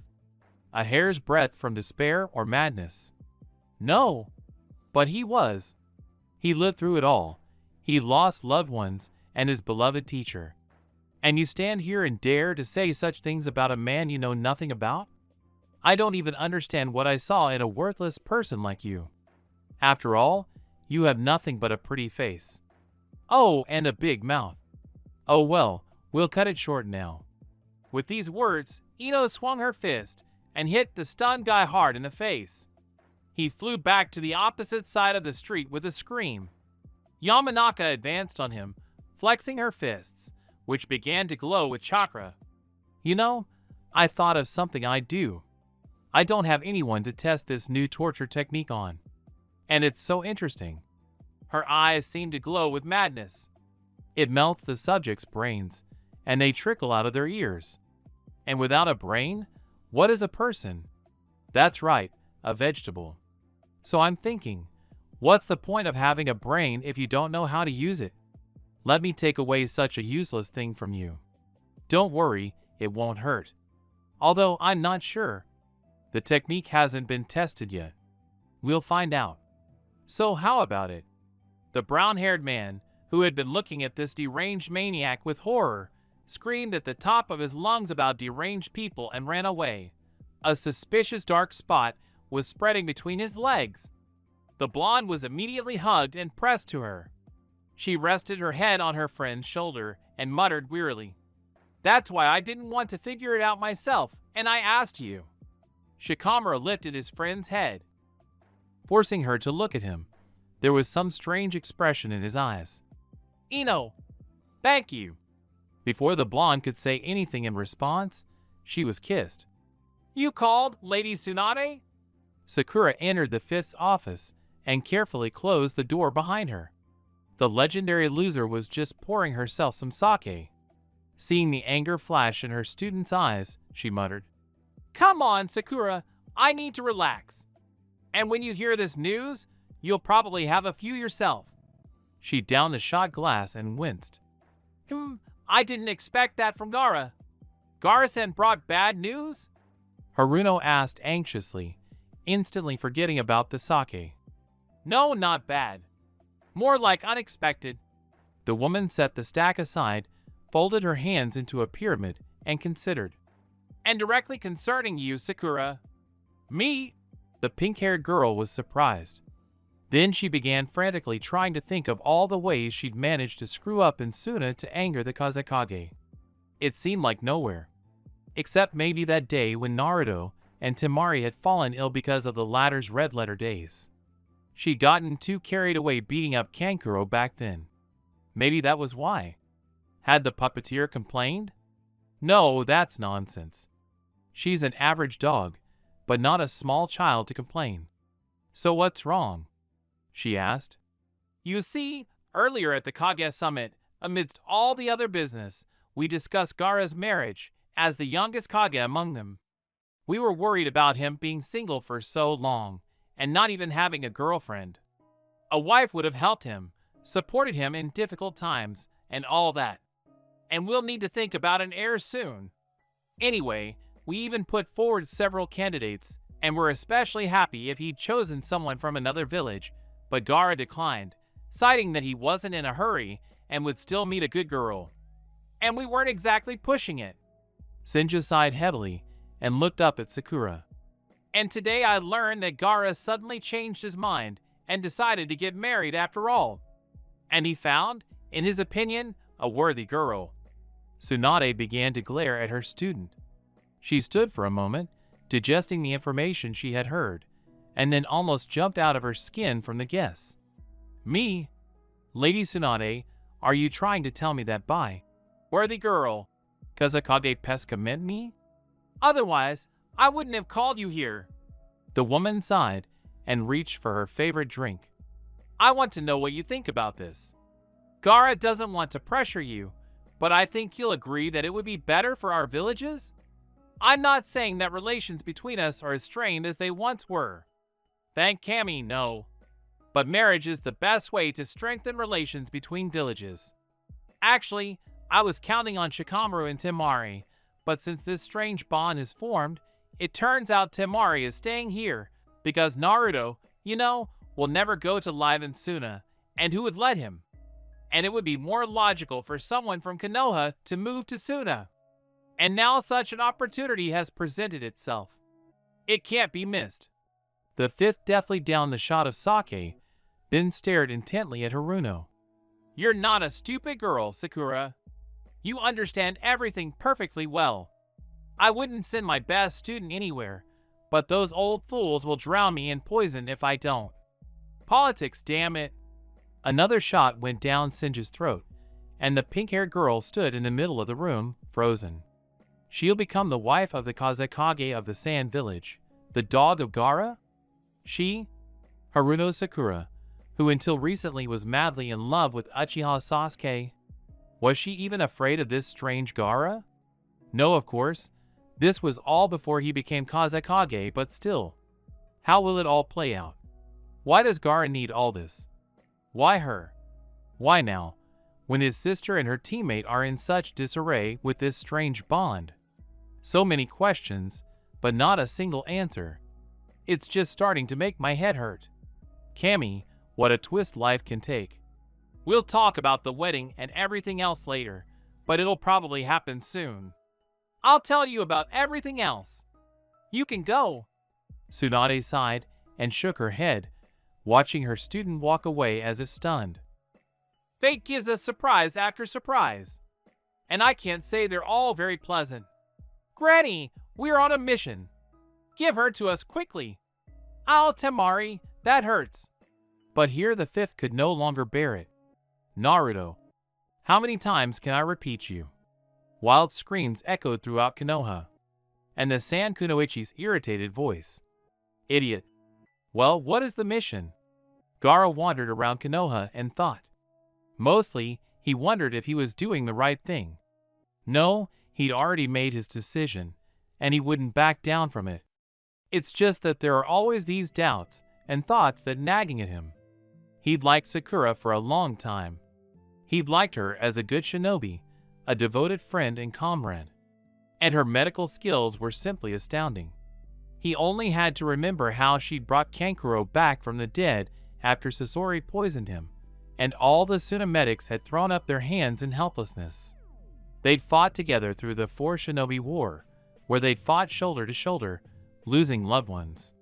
He knew she'd lost her family back then, and held on with literally every ounce of her strength, fighting desperately, and not allowing herself to crumble, not allowing the grief and pain of loss to consume her along with her enemies. After all, even the slightest hint of weakness would wipe them off the face of the earth. He'd been pondering Kage's words about marriage for a while now, but the right girl just hadn't come along. He didn't seem to have any particular requirements, but he couldn't find anyone. He didn't want to be alone forever. No, he had Temari and Kankuro.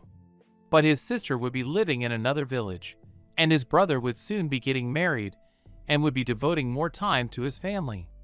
And he, too, would want to have someone by his side, someone he could talk to, laugh with, and share silence with. Someone he could hug and kiss. Someone he could simply feel comfortable with. And it was then, when Sakura was last in Suna, that he noticed all this. It seemed like it was a matter of taste, but he would have been pleased to see her nearby. Damn. Sorry, I didn't see it. Someone crashed into him, interrupting his thoughts. A familiar voice. Gaara raised his head, coming to his senses from intense contemplation, and saw Shikamaru Nara, formerly practically a relative. How ironic. Gaara? What are you doing here? And that, sorry, I was lost in thought and didn't see it. Shikamaru rubbed the bridge of his nose tiredly. It's okay, everything's fine. It's scary to even know what kind of thoughts are going through your head that an experienced shinobi bumps into people. I could say the same about you, although it's none of my business. The Suna and Konoha shinobi quietly slowed to a stroll. Well, it's not really a secret. Everything will be revealed soon anyway. I'm going to marry Sakura." Shikamaru raised an eyebrow, expressing the utmost degree of surprise. Why this all of a sudden? There are many reasons. Strengthening ties between villages, the Kage's orders, the time has come. Choose whichever one you want, you can't go wrong. And Sakura isn't the worst option. Well, that's true, of course. And did Tsunade just agree to let her go? She wouldn't have let go if it weren't for the elders. Well, yeah, those guys would see an advantage anywhere. And they're resilient, too. I thought they wouldn't survive the war, but here they are. Although, it's actually logical. You give us Temari, and we'll give you Sakura. One is the Kazekage's sister. The other is one of the most powerful medical nin. It's a pretty profitable barter. Don't you regret letting Temari go?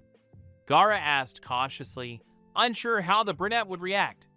He knew there had been love between him and his sister, and had been preparing for the wedding and the fact that Shikamaru would be like a relative to him. And acquiring Konoha's most powerful analyst and strategist was an unprecedented stroke of luck. And then this mission and the unexpected bond between Naruto and Temari. And now this is happening. Damn, I'm sorry, but I'm sick of hearing that over and over again. I always said women are nothing but trouble and problems. There was something in his voice that made Gaara unable to restrain himself and ask, "It's not about Temari, right?" And Shikamaru seemed to burst out. He usually doesn't talk about his problems left and right, preferring to keep everything to himself, but here something tugged, and the words poured out in a torrent. Damn, I just don't know what to do now. Yesterday I kissed Ino. By myself. The first one. And the first one to run away. And now I'm ignoring her, and I don't know what to do. It seemed like just recently I loved Temari, and I considered Ino a childhood friend and didn't even see her as a woman. And then suddenly it turned out she was beautiful and sweet, and everything was in its place, and I'm just confused. What kind of jumps are these? Before the kiss, I couldn't forget Temari, and after, I can't get Ino out of my head. And my head is so confused, and most importantly, I can't understand why I even went to kiss her. It's like something tugged at me. Damn, these women are such problematic creatures. Gaara remained silent because he simply didn't know how to respond. He hadn't expected such an outburst from the usually reserved and indifferent Nara. And he himself had never experienced anything like this or anything similar. The brunette sighed heavily and muttered, "Sorry, I don't know what came over me. I guess I just needed to vent to someone, but there's no one. Choji's been on a mission for 2 years now, and I don't even want to bother anyone else with something like that." He hunched over and stuffed his hands in his pockets. "I think I'll go see the Hokage and have him give me a mission. Maybe I'll figure something out. It's a good thing Ino was sent on the mission with Kiba, Naruto, and Temari. Damn, this is all so problematic." This time, Suna's Kazekage frowned, then said, "I may not understand all this mess, but I know that running away from a problem is not the way to go. Well, I don't know either, but I haven't come up with anything better yet. See you later." Waving his hand, the lazy genius of Konoha slowly wandered toward the Hokage building. But the younger Sabaka hoped that such confusion in relationships would not await him in the future. The mission was complete. The merchant and his cargo were successfully escorted to the Land of Lightning. They rested a bit, and then headed back. Naruto, Temari, Ino, and Kiba walked slowly along the forest road. Ino was silent, her thoughts clearly elsewhere. Kiba whispered loudly that she'd broken a nail, and was now desperately trying to find a spare one. Akamaru barked happily. Naruto laughed loudly, but after receiving a slap from Temari, he began whining about the mission being too easy and there being no enemies, not even the weakest ones. Temari taunted him, but also complained about the lack of enemies and a proper warm-up. The sun shone brightly, playful rays piercing the leaves. A breeze played with the tree branches, where colorful birds sang their melodies. and such a cozy atmosphere reigned all around, which didn't foreshadow a surprise attack from behind. In an instant, the Konoha shinobi was overpowered, his hands cuffed with chakra-blocking handcuffs, and tied to a nearby enormous tree. Akamaru lay nearby, swathed in some strange netting, unable to rise. They, Konoha shinobi, who had been through war and other horrors, fell into the most stupid trap. It's beyond comprehension. Temari was grinding her teeth in anger, Naruto was eager to fight, Kiba and Akamaru were growling, and Ino was begging everyone to calm down and understand what was happening and what they all wanted from the Konoha ninja. Then they would act. The renegades, for that's what they were, dispersed, letting one of them go ahead, the eldest-looking one, and for some reason very familiar to Naruto and Temari. "So, Ninetales Jinchuriki, have you found out?" he grinned. "I see you found out, just like your friend. So how's that going? Living well with the Link? Lots of impressions, huh? You bastard," Naruto growled, glaring at the guy. "This is all your fault. Get this crap off of us right now. Even if I wanted to, I couldn't. You see, this technique is one-sided. There are no neutralization seals. Otherwise, they'd be throwing it around left and right. But as it is, as you see, consider yourself lucky to have tried it out yourself." The apostate grinned nastily. His buddies burst into laughter. "But you see, it's a little unfinished. And you're lucky, Jinchuriki. I've refined it especially for you. And now you and your friend will experience all its delights for yourselves." "And what kind of delights are these, I wonder?" Temari hissed angrily. "You'll just go crazy." The leader answered her question, raising his hands and slowly beginning to form seals. Tsunade sat in her office, buried in a mountain of papers. She felt a deep sadness because Shizen had taken the sake, and she didn't want to drink tea. If only Jiraiya were alive, she would have at least played cards with him. Or beat him up, which was more likely. But the great Sannin and her former teammate were no longer here, and that depressed her. Yes, the war hadn't been easy for anyone. She was interrupted by a knock on the door. Cheiji and Rockley walked into the office. Or rather, they flew in, looking very excited. "Oh, you're back already?" Five perked up. "Everything all right? Did the mission go well? You two look a bit strange. And where are Uchiha and Hyuga? You were on the move together, weren't you?" "Yeah, everything's fine with the mission, but not so much with Sasuke and Hinata." Akimichi muttered, looking down. "What happened?" The Hokage frowned, rising from her chair. These shinobi wouldn't joke about something like this, and if they were saying that, it meant something very bad had happened. Well, how can I put it? Poor Cheiji didn't know where or what words to find to describe it all. The thing is, how can I put it? Well, what are you mumbling about? The impatient thick brow barked. Something terrible has happened, Lady Tsunade. Sasuke Uchiha raped Hyuga Hinata. The fifth Hokage of the Leaf Village slowly sank into a chair. Well, and how do you explain this? I admit my guilt. Sasuke Uchiha stood directly before the fifth Hokage, as usual cool, calm, and composed. Meanwhile, Tsunade herself was seething with rage. There was no one else in the office. The village head wanted to speak with the Uchiha heir privately and secretly before anyone found out.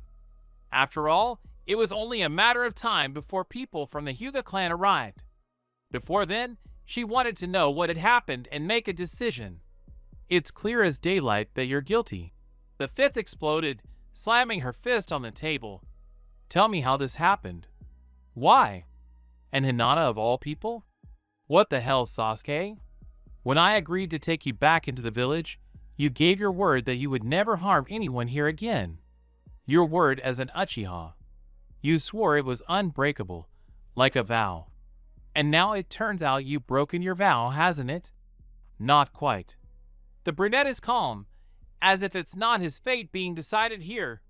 Then explain to me what happened on this mission. I still haven't gotten anything out of those two, and there are no reports yet. Tsunade seemed to calm down and sat down. She rested her elbows on the tabletop, folded her hands, and stared intently at the Uchiha, preparing to listen. We were heading home. Sasuke began his report, remaining unperturbed. We only had one more night to spend, and the next day we would have been in Konoha. We stayed at an inn not far from the borders of the Land of Fire. It was late evening. We decided to just eat, shower, and go straight to bed, as everyone was tired. Hinata left earlier than everyone else. She had had to use her Bikugan so often, and she was simply falling off her feet from exhaustion. I was the last one to finish my dinner. During dinner, a girl approached me and offered to warm the bed, but I declined. I had no time. I noticed the unkind look she gave me later, but I didn't do anything. I was incredibly sleepy, so I headed upstairs. But I never made it to my room. A wave of incredible excitement literally knocked me off my feet. That girl must have slipped something into my drink. I was so tired I didn't notice, but she was counting on me coming to her anyway. That would have happened if Hinata hadn't peeked out at the noise from my fall. I tried to somehow warn her not to come near me, but she decided to help me to my room. Then I couldn't hold back any longer, and everything became a blur. I only woke up in the morning, where they told me what I'd done. I wanted to kill that girl, but she must have figured it out when I didn't come to her that night and ran away. So my only fault is that I couldn't hide somewhere or somehow warn Hinata that I was under the influence of some kind of potion. And anyway, if she hadn't woken up and rushed to my aid, none of this would have happened. That's all for me. I admire your impudence, Uchiha, the Hokage whistled. Are you going to make the same claims in front of the Hyuga clan? Like, it wasn't my fault. She was the one who messed with me for some reason. I honestly tried to warn her, but she didn't understand. And then I wasn't responsible for myself. Do you realize how absurd that sounds? The babble of a small child, not the last Uchiha. Not exactly. A calm voice rang out, but this time it wasn't Sasuke Uchiha. It was the victim of the conflict, Hinata Hyuga. He's right about one thing. None of this would have happened if that girl hadn't slipped some aphrodisiac into his drink. The brunette approached the table. She was pale, but determined. And no one asked me to leave the room. I could have ignored the noise and gone back to sleep.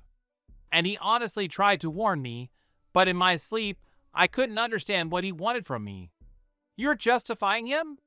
Tsunade was taken aback. Sasuke frowned.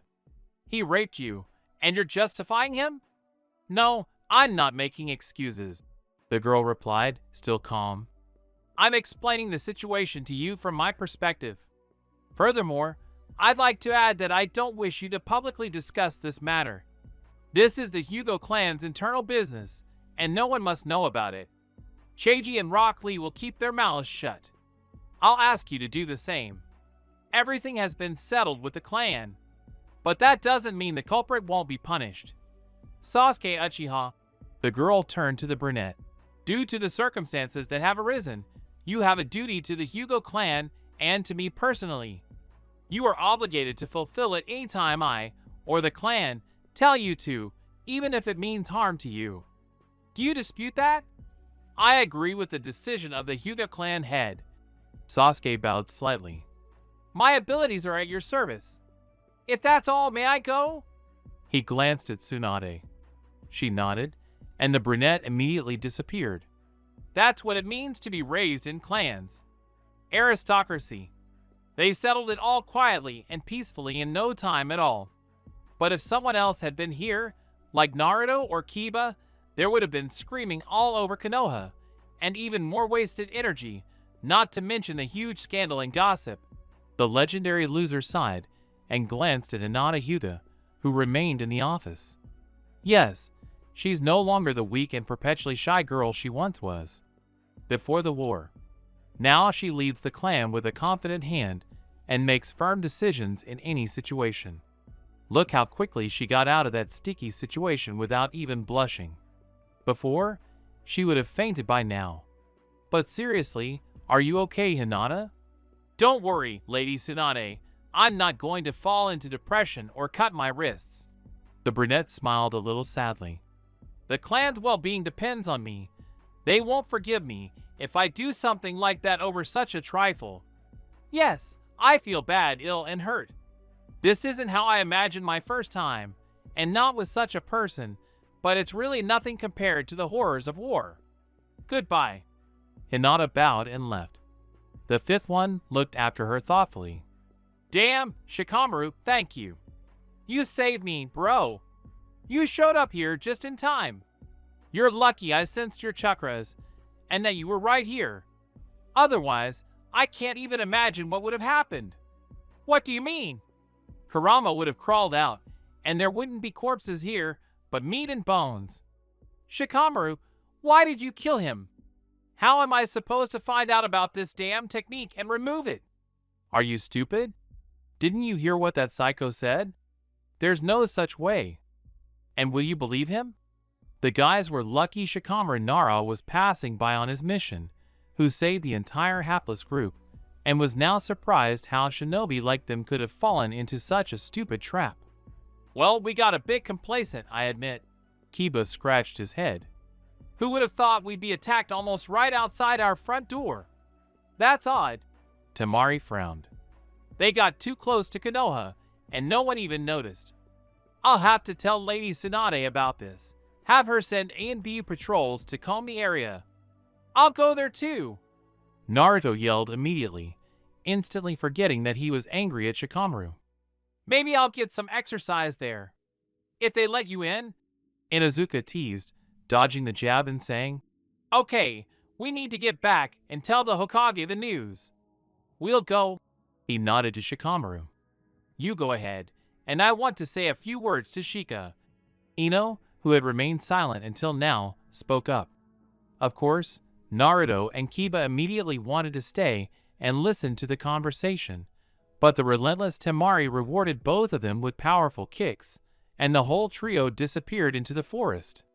"I know what you're trying to say, and I don't have an answer to it. I don't know myself." Before his words could be spoken, Shikamaru disappeared among the trees. "You won't be able to run from me for long, Shikamaru Nara." Ino Yamanaka narrowed her eyes, watching her childhood friend go. "One day, I'll finally squeeze you and extract everything I need from you." Sakura wandered through Konoha, lost in thought, and all her thoughts were focused solely on her upcoming wedding.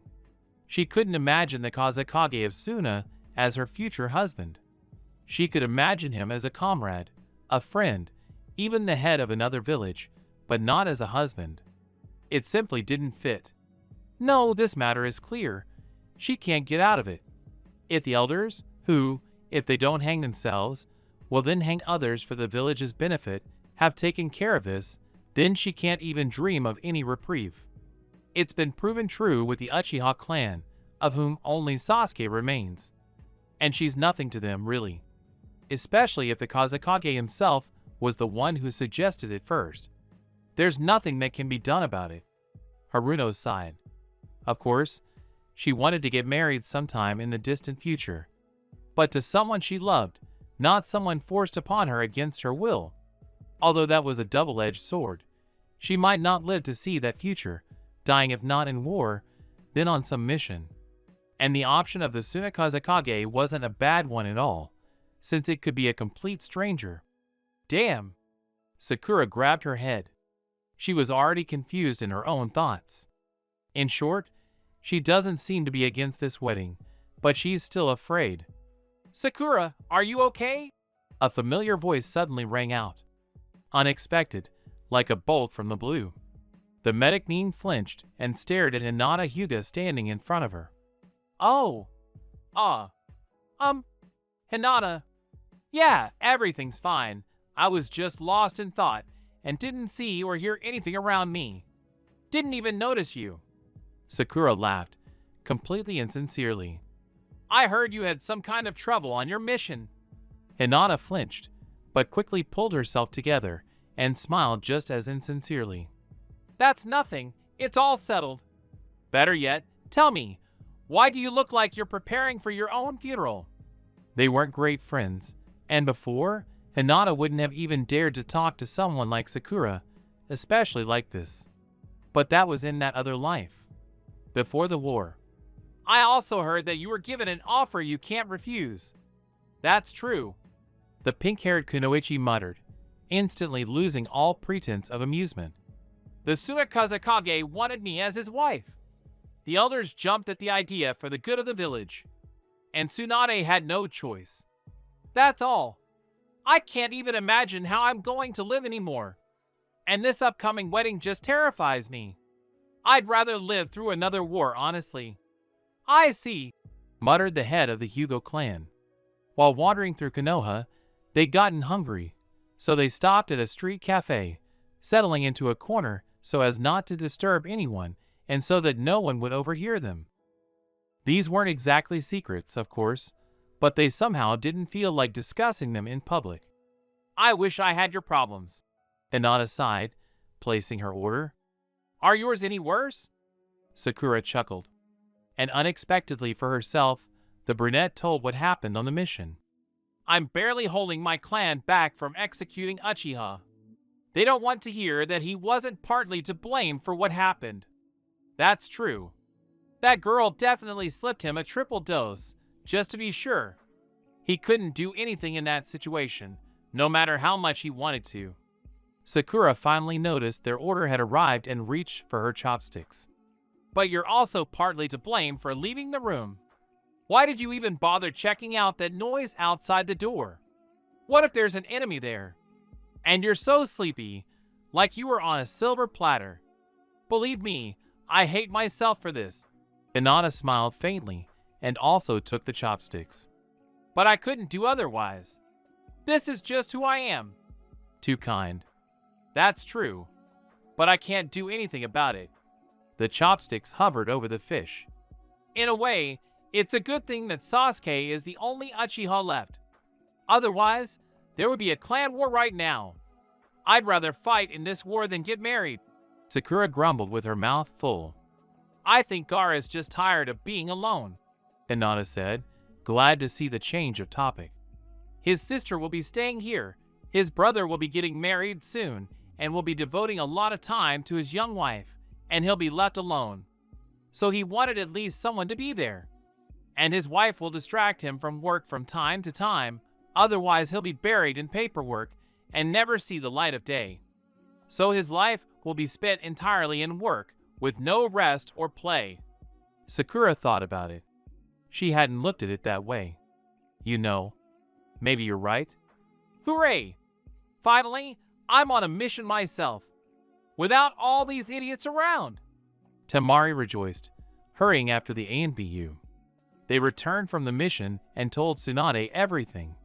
The fifth agreed with them, and sent a detachment of ANBU to comb the forests near Konoha, as they could possibly be survivors of the war or their minions.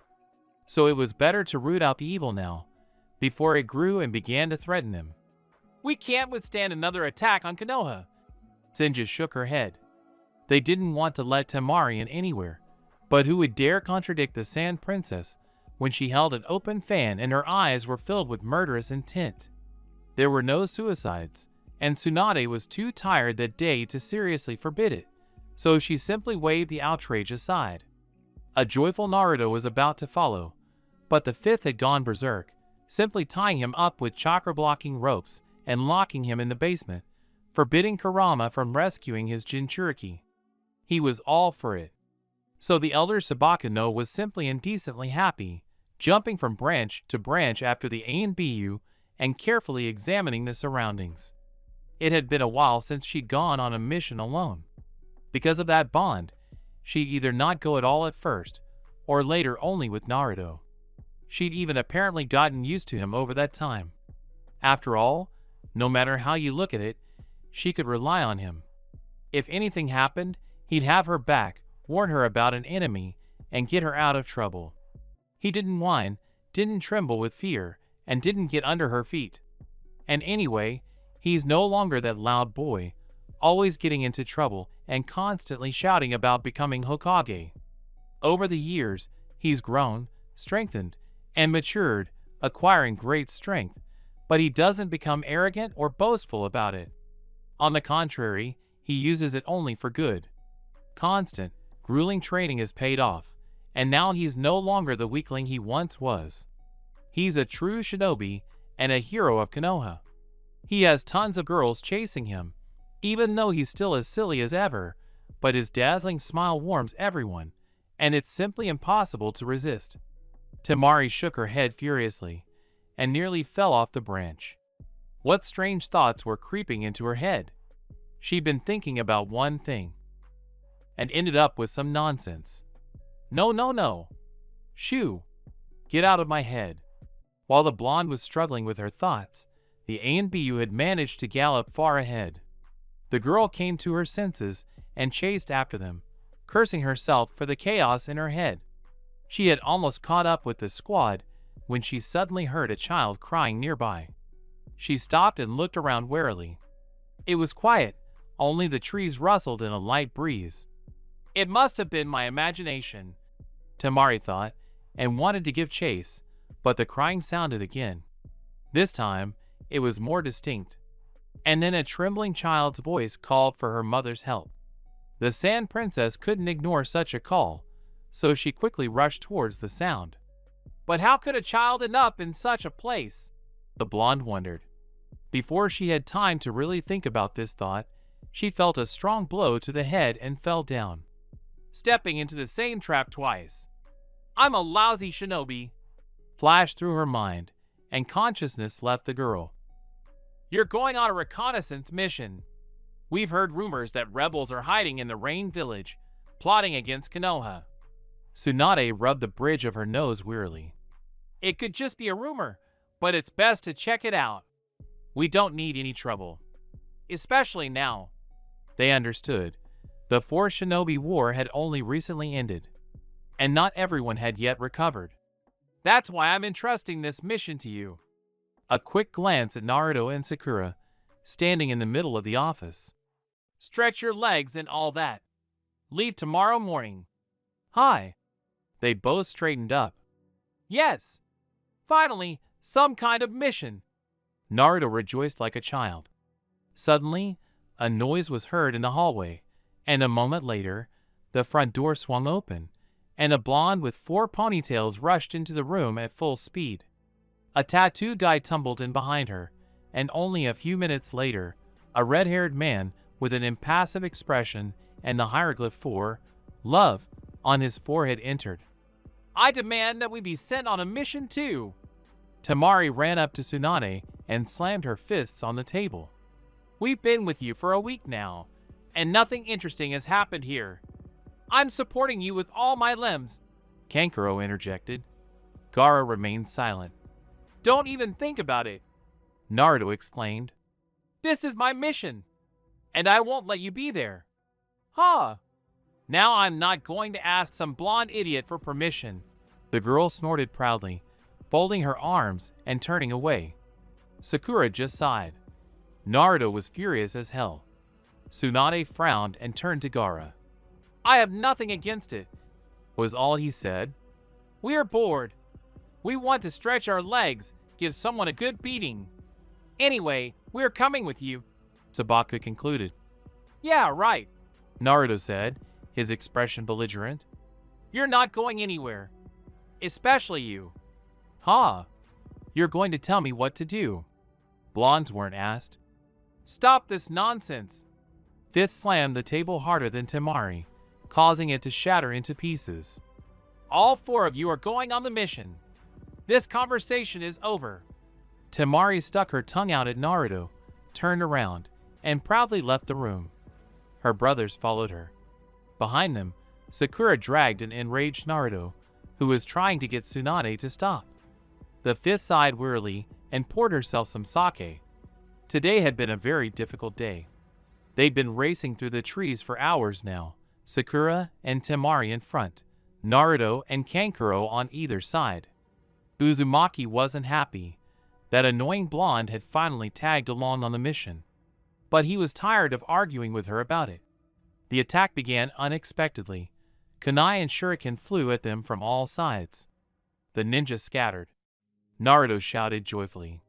Sakura put on her signature half-gloves. Temari pulled out her fan with a wicked smile. Kankuro readied his puppets. And then the chaos began. Enemy shinobi were falling like peas from a leaky sack. There were 4 or 5 of them for every one of ours. But Konoha and Suna aren't just any old bastards. For a moment, our side started winning. But, suddenly, the older ninja appeared before Temari. He began performing unfamiliar hand seals with astonishing speed. The girl reached for her fan, but realized she was too late. Nimpo, technique. Watch out! Naruto appeared out of nowhere and yanked Temari toward him.